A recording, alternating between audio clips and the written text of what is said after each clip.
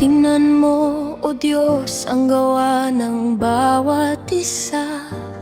Ang masama'y di makakatakas sa iyong paghatol. Ngunit ang lahi ng matuwid ay iyong iniingatan.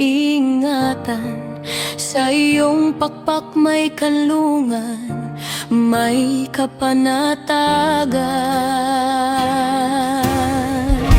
Ituro mo ang puso naming marunong, na sa kabutihan lamang lagi masasandig.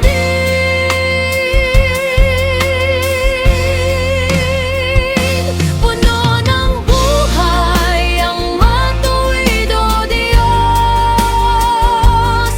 nagbubunga ng pag-ibig at liwanag sa mundong ito.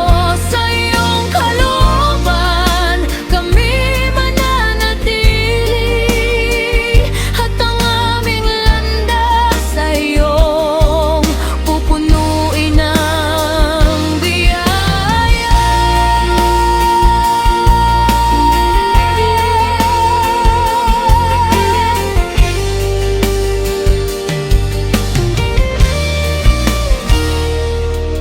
Ang mapagbigay ay pinagpapala mo ng lubos.